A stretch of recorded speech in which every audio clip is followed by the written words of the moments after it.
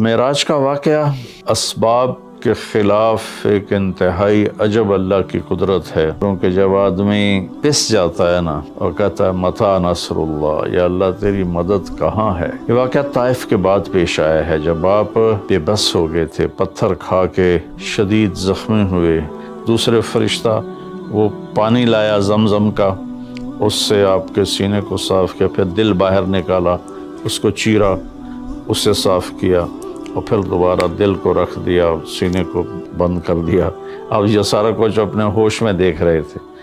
پھر وہاں سے براق پہ سوار ہوئے، آپ کو سوار کرایا گیا، اور وہ تھوڑا مستی کرنے لگا تو جبریل بولے تو یہ پتہ ہے تیرے اوپر کون سوار ہیں؟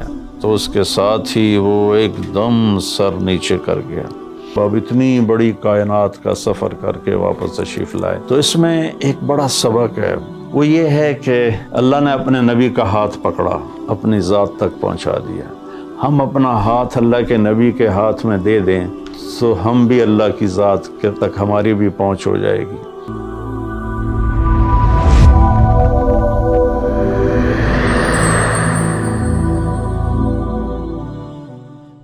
رجب کے مہینہ میں اللہ تعالیٰ کے نبی کو اللہ تعالیٰ نے اپنے پاس بلایا، جس کو ہم معراج کہتے ہیں، شب معراج، لیلۃ المعراج، اور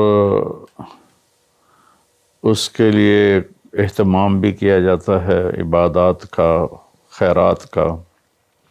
یہ اللہ تعالیٰ کی بہت بڑی قدرت میں سے ایک چھوٹا سا نمونہ تھا کہ 3 کپڑوں میں اٹھایا اور سارے خلا کے پردوں کو چاک کروا کے 7 آسمان کے دروازے کھلوا کر سدرۃ المنتہا پہ جبریل کی بھی بس ہو گئی کہ اس کے آگے اتنا بھی اوپر گیا تو جل کے راکھ ہو جاؤں گا۔ تو اس سے اوپر آپ تشریف لے گئے، اور پھر عرش خوشی سے جھوم اٹھا، اہتز عرش الرحمن، عرش خوشی سے یوں جھوم رہا تھا۔ خوشی میں انسان بے خود ہو کر جھومنے لگ جاتا ہے، تو کہ اللہ کا عرش جھومنے لگا آپ کی آمد پر، اور پہلی ہستی ہیں جن کا قدم اللہ کے عرش پر پڑا، اور اللہ تعالیٰ اور اللہ کے محبوب کے درمیان جتنے نور کے پردے تھے اللہ نے سب ہٹا دیے، اور السلام علیک ایھا النبی ورحمۃ اللہ وبرکاتہ۔ اللہ تعالیٰ نے ایسا خوبصورت سلام پیش کیا، تو اللہ کے نبی پہ قربان جاؤں، انہوں نے اپنی امت کو بھی شریک کر لیا، السلام علینا وعلی عباد اللہ الصالحین۔ اللہ ہمارے اوپر بھی سلام ہو آپ کا، اور جو میری امت کے نیک لوگ ہیں ان پر بھی آپ کا سلام ہو، آپ کی رحمت ہو۔ تو معراج کا واقعہ اسباب کے خلاف ایک انتہائی عجب اللہ کی قدرت ہے، اور اس میں ایک چھوٹی سی بات عرض کروں کہ جب آدمی پس جاتا ہے نا اور کہتا ہے متى نصر اللہ، یا اللہ تیری مدد کہاں ہے، تو پھر اللہ کی طرف سے جواب آتا ہے الا ان نصر اللہ قریب، بے شک میری مدد قریب ہے، آ رہی ہے۔ یہ واقعہ طائف کے بعد پیش آیا ہے، جب آپ بے بس ہو گئے تھے، پتھر کھا کے شدید زخمی ہوئے، پھر آپ مکہ تشریف لائے تو باہر ٹھہر گئے، اندر آنے کی آپ کی سکت نہیں تھی، اور آپ نے زید ابن حارثہ کو اخنس بن شریک کے پاس بھیجا کہ مجھے پناہ دو، میں مکے میں داخل ہونا چاہتا ہوں، تو اس نے انکار کر دیا، کہا میں نہیں پناہ دیتا۔ پھر اپنے سہیل ابن عمر کو پیغام بھیجا کہ مجھے پناہ دو، اس نے بھی انکار کر دیا۔ پھر ایک اور عرب کے سردار تھے، ان کو پیغام بھیجا، غالباً صفوان بن امیہ کو پیغام بھیجا کہ مجھے پناہ دو، تو انہوں نے بھی انکار کر دیا۔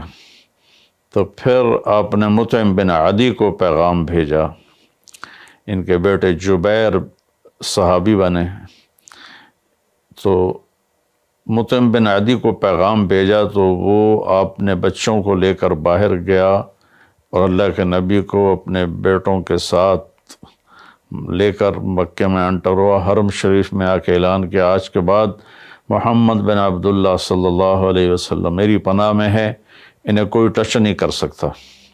ابو جہل نے کھڑے ہو کر کہا تم یہ اس کا کلمہ پڑھ کے کہہ رہے ہو یا اپنی سرداری کے زوم پر کہہ رہے ہو، اپنی سرداری کے بلبوتے پر؟ اور کہا نہیں میں نے اس کا کلمہ نہیں پڑھا، جو اللہ نے مجھے سٹیٹس دیا ہے اس کی وجہ سے کہہ رہا ہوں۔ کہ پھر ٹھیک ہے، ہم ان کو کبھی ٹچ نہیں کریں گے۔ اس قدر حال سنگین ہو گیا تھا، اور کبھی آسمان کے فرشتے نہیں روئے سوائے دو جگہ۔ ایک دفعہ جب ابراہیم علیہ السلام نے حضرت اسماعیل کو الٹا لیٹایا اور چھری ہاتھ میں اور سر کے بال ہاتھ میں اس طرح، اور یوں آسمان کو دیکھ کے کہا یا اللہ تو مجھ سے ناراض ہو گیا ہے کہ میرے دل میں اسماعیل کی محبت آ گئی ہے۔ اس پر آسمان کے فرشتے زار و قطار روئے تھے۔ اور ایک جب ہمارے نبی کو پتھر پڑے اور پڑھتے پڑھتے بے ہوش ہو کے گر گئے، اس وقت ساتوں آسمان کے فرشتے روئے تھے۔ اور پھر ملک الجبال حاضر ہوا، یا رسول اللہ اجازت ہو تو ان کو ایسے پیس کے سرما بنا کے رکھ دوں، ان اطبق علیہم الاخشبین۔ آپ نے کہا نہیں لعل اللہ ان یخرج من اصلابہ من یوحد اللہ، نہیں، اللہ تعالیٰ ان کی نسل میں ایسے پیدا کرے گا جو اللہ کی توحید کو ماننے والے ہوں گے۔ اس تکلیف کے بعد یہ سفر ہوا کہ 27 رجب کو جبرائیل آئے، آسمان سج چکے ہیں، اور ہماری یعنی زبان میں یا ہمارے رواج میں کہ یا رسول اللہ استقبال کے لیے قطاریں لگ گئی ہیں، آپ ان کو لے کر گئے۔ آپ ام ہانی رضی اللہ عنہ حضرت علی رضی اللہ تعالیٰ عنہ کے گھر میں تھے آپ، تو وہاں سے حتیم میں لے گئے، آپ کا سینہ چاک کیا۔ دوسرے فرشتہ وہ پانی لایا زمزم کا، اس سے آپ کے سینے کو صاف کیا، پھر دل باہر نکالا، اس کو چیرا، اس سے صاف کیا، اور پھر دوبارہ دل کو رکھ دیا، سینے کو بند کر دیا۔ اب یہ سارا کچھ اپنے ہوش میں دیکھ رہے تھے۔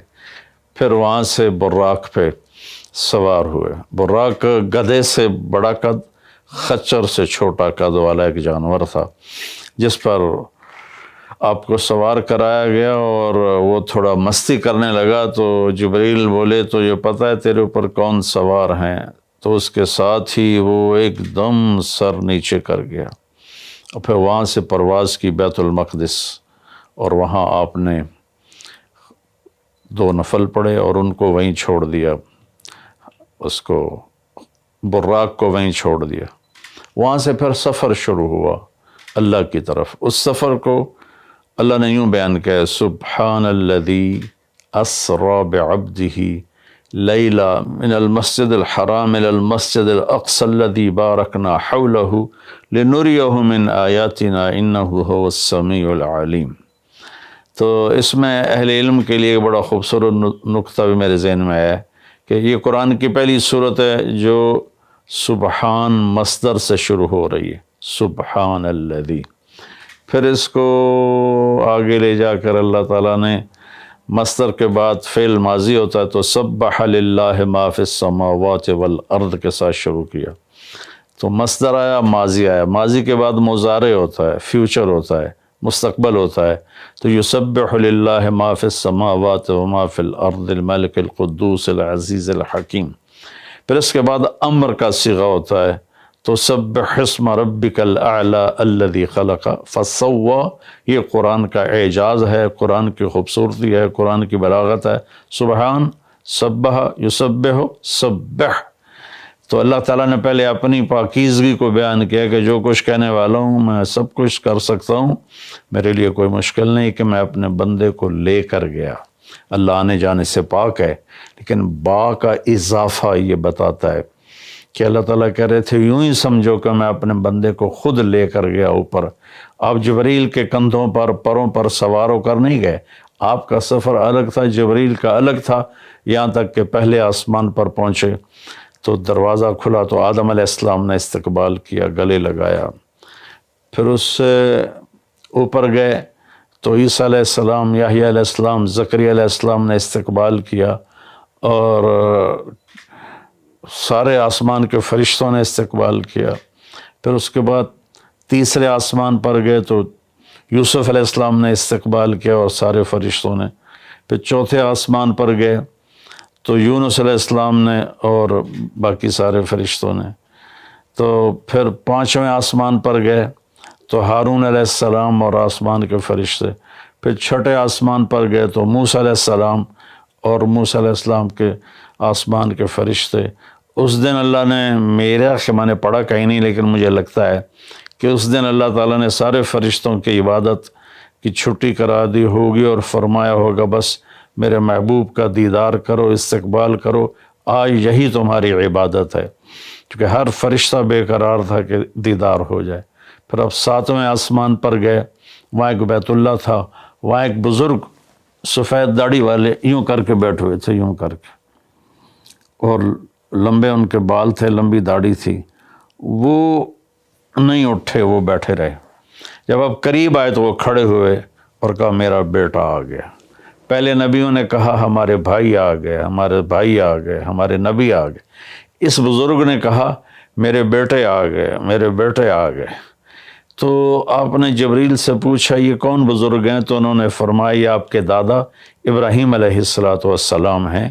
اس میں اللہ نے ہمیں سبق دیا کہ بیٹا کتنے ہی عالی مقام پہ چلا جائے، اس کے ذمہ ہے اپنے ماں باپ کا ادب کرے، ان کے پاؤں چھوئے، ان کے سامنے سر جھکا کے چلے۔ یہ ہواؤں میں اڑ جائے، عرش کو چیر کے اللہ تک پہنچ جائے، پھر بھی باپ کے آگے، ماں کے آگے سر جھکانا ہے۔ اور یہ سبق عملاً اللہ نے امت کو سکھایا، پہنچایا کہ اللہ تو جانتے تھے کہ یہ امت اپنے والدین کی کتنی نافرمان ہوگی اور کتنے ماں باپ ہوں گے جو چھپ چھپ کے روئیں گے، کتنی مائیں ہوں گی جو دوپٹے کے پلو میں اپنے آنسو چھپا لیں گی اپنی اولاد کی نافرمانی کی وجہ سے، بدتمیزی کی وجہ سے۔ میرے نبی سے پوچھا گیا یا رسول اللہ قیامت کب آئے گی؟ تو آپ نے فرمایا اللہ کو پتہ ہے۔ کیا کوئی نشانی فرما دیں؟ ارشاد فرما دیں کہ جب مائیں بیٹیوں کے ہاتھوں ذلیل ہوں گی تو قیامت آئے گی۔ یعنی بیٹے تو کرتے ہی رہتے ہیں، اگر بیٹیاں بھی ماں کو ذلیل کریں گی تو قیامت آ جائے گی۔ تو یہ اتنا بڑا مقدس رشتہ ہے۔ آپ نے فرمایا جس نے اپنے والدین کو دکھ دیا اس پہ اللہ کی لعنت، زمین آسمان کی لعنت، فرشتوں کی لعنت، نہ اس کی نماز قبول ہے، نہ روزہ، نہ صدقہ۔ اور دوسری طرف آپ نے فرمایا جو صبح صبح ماں باپ کی زیارت کر لے تو صبح سے شام تک جنت کے 2 دروازے اس کے لیے کھل جاتے ہیں۔ نہ حال پوچھا نہ خدمت کی، صرف آ کے زیارت کی محبت کی وجہ سے۔ شام کو آ کے ان کی زیارت کی تو صبح تک جنت کے 2 دروازے اس کے لیے کھلے رہیں گے۔ پھر ان میں کوئی ایک فوت ہو جاتا ہے اور یہ اس ایک کی بھی ایسے تعداد کرتا ہے، زیارت کرتا ہے، ایک دروازہ کھلا رہے گا۔ تو یہ اس میں ایک بہت بڑا سبق تھا ماں باپ، چونکہ پہلا قصور تو ماں باپ کا ہے کہ وہ بتاتے ہی نہیں، وہ تعلیم ہی نہیں دلاتے جس سے پتہ چلے کہ ماں باپ کا مقام کیا ہے۔ اسی میں ہماری نسل ڈپریشن کا شکار ہو گئی۔ تو انہیں کیا پتہ باپ کون ہوتا ہے، ماں کون ہوتی ہے۔ تو آپ وہاں سے تشریف لے گئے تو سدرۃ المنتہا، جہاں بارڈر آ جاتا ہے ان مخلوقات کا، بارڈر پر جبریل نے کہا یا رسول اللہ بس آگے میرے پاس ویزا کوئی نہیں ہے، ایک بالشت بھی اوپر جائے، ایک گٹھ بھی اوپر جاؤں گا تو جل کے راکھ ہو جاؤں گا۔ تو اللہ نے ایک تخت اتارا، اس سے اپنے محبوب کو بٹھایا اور وہ گئے بلندیوں کو چیرتے ہوئے، اس نے عرش پر جا کر لینڈ کیا، آپ اترے اور میرے اللہ تعالیٰ نے کہا ثم دنا فتدلی فکان قاب قوسین او ادنی۔ اللہ تعالیٰ نے اپنے محبوب کو اپنے قریب کر لیا، اتنا قریب کیا کہ فاصلے مٹ گئے، فاصلے مٹ گئے۔ تو بھائیو پھر لمبا واقعہ ہے، اور لوگ آج کل اتنا لمبا سنتے بھی نہیں ہیں، تو میں صرف جانے کا بتا دیتا ہوں۔ واپسی کا بھی پورا ایک کہانی ہے، جنت دکھائی، جہنم دکھائی، جنتی دکھائے، جہنمی دکھائے، سارا کچھ دکھایا، سود خور دکھائے، بے نمازی دکھائے، نمازی دکھائے، اپنے سب کو اپنی آنکھوں سے دیکھا، جہنم کو بھڑکتے دیکھا، جنت کو چمکتے دیکھا، جہنم کو دہکتے دیکھا اور جنت کو مہکتے دیکھا۔ یہ سب کچھ آپ نے اپنی آنکھوں سے دیکھا اور پھر آپ واپس تشریف لائے۔ تو جب آپ پہنچے تو ابھی رات کا حصہ باقی تھا اور رات گزری نہیں تھی جب آپ اتنی بڑی کائنات کا سفر کر کے واپس تشریف لائے۔ تو اس میں ایک بڑا سبق ہے، وہ یہ ہے کہ اللہ نے اپنے نبی کا ہاتھ پکڑا اور اپنی ذات تک پہنچا دیا۔ ہم اپنا ہاتھ اللہ کے نبی کے ہاتھ میں دے دیں تو ہم بھی اللہ کی ذات تک ہماری بھی پہنچ ہو جائے گی۔ اگر کوئی بڑائی کے سفر طے کرنا چاہتا، بڑا آدمی بننا چاہتا ہے کہ میں تو جی گریٹ مین بننا چاہتا ہوں، میں کامیابی چاہتا ہوں، میں سکسیسفل لائف چاہتا ہوں، تو کامیابی ہے کہ میرا آپ کا اللہ ہم پہ راضی ہو، جب ہم مریں تو وہ ہم سے خوش ہو کر ملے، ہمیں جنت کا پروانہ دے۔ یہ ہے کامیابی۔ یہ نہیں کہ آپ بڑے مالدار بن گئے، آپ امریکہ کے صدر بن گئے، یہ نہیں ہے۔ کامیابی یہ ہے کہ آپ سے مجھ سے اللہ راضی ہو جائے، یہ سب سے بڑی کامیابی ہے۔ تو اللہ تعالیٰ کے نبی کے ہاتھوں میں ہاتھ دے دے تو اللہ تک پہنچائی آسان ہو جائے گی۔ ایک واقعہ سنا کے ختم کرتا ہوں۔ ایک بدو آیا، کہنے لگا ہے محمد، آپ نے کہا جی۔ آپ بدتمیزی کا جواب بدتمیزی سے نہیں پیار سے دیتے، جی تیری 3 باتیں بڑی عجیب ہیں۔ آپ نے کہا کیا؟ تو کہتا ہم باپ دادے کا دین چھوڑ کے تیرے دین پہ آ جائیں گے، ہم کیوں چھوڑیں باپ دادے کا دین؟ کہا اچھا اور؟ تو کہتا ہے کہ ہم مر کے مٹی ہو جائیں گے اور پھر دوبارہ زندہ کیے جائیں گے۔ کہا اچھا اور؟ تو کہتا ہے سورے عرب کو تیری امت فتح کر لے گی، ایران اور یورپ کو بھی تیری امت فتح کر لے گی۔ تو یہ کیسی بچوں والی باتیں کہا، ان کو روٹی نہیں ملتی اور یہ سنا رہا ہے ان کو کہ اس سے کیسر اور کسرا 2 بڑے بلاک تھے اس وقت۔ تو آپ نے مسکرا کے فرمایا انشاءاللہ تیری عمر لمبی ہوگی، تو دیکھے گا کہ سارا عرب و عجم میرا کلمہ پڑھے گا، پھر تو دیکھے گا کہ سارا عرب و عجم یہاں مدینہ ڈھک کے آئے گا، اور پھر تو دیکھے گا کہ اللہ تعالیٰ قیامت کے دن تجھے بھی کھڑا کرے گا، مجھے بھی کھڑا کرے گا، اور میں تیرا ہاتھ پکڑ کے تجھے یاد دلاؤں گا کہ ہو گیا یہ زندہ ہونا کہ نہیں ہوا۔ تو وہ کہنے لگا نہیں میں نہیں مانتا، تو چلا گیا۔ اس نے پھر ابوبکر صدیق کے دور میں دیکھا سارا عرب فتح ہو گیا، کہنے لگا پہلی بات تو پوری ہوگی، ساری قوم نے کلمہ پڑھ لیا۔ حضرت عمر کا زمانہ آیا تو کیسر اور کسرا پٹ گئے، تو کہنے لگا دوئی گل بھی پوری ہوگی، ہن بھاویں تری ہو ہی نہ جاوے کدائیں، چلیے بھائی کلمہ پڑھیے۔ تو وہ وہاں سے اپنے علاقے سے آیا، حضرت عمر کے دربار میں آ کر اس نے کلمہ پڑھا۔ جب وہ آپ کی محفل میں آتا آپ اس کے لیے کھڑے ہو جاتے، بڑا اکرام کرتے۔ تو ایک دفعہ فرمایا کہ تم دیکھتے ہو میں اس بدو کا بڑا اکرام کرتا ہوں، میں اس محفل میں تھا جس میں اللہ کے نبی نے کہا تھا کہ رہے گی تیسری بات تو تیرا ہاتھ پکڑ کے بتاؤں گا کہ ہوئی کہ نہیں ہوئی، ہم مر کے زندہ ہوئے ہیں کہ نہیں ہوئے، اور قیامت کا دن جس کا ہاتھ میرے نبی کے ہاتھ میں آ گیا وہ جنت میں پہنچانے سے پہلے کبھی نہیں چھوڑیں گے۔ تو یہ وہ شخص ہے جس کا ہاتھ میرے نبی نے پکڑا ہوا ہے، اس کو جنت تک پہنچا کے چھوڑیں گے۔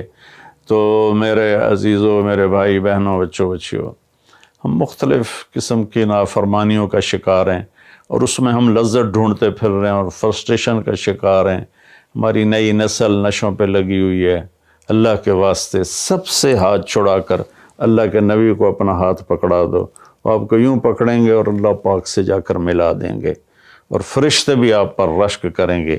یہ واقعہ معراج کی اصل تھیم ہے اور واقعہ معراج کا اصل پیغام ہے کہ کی محمد سے وفاتوں نے تو ہم تیرے ہیں۔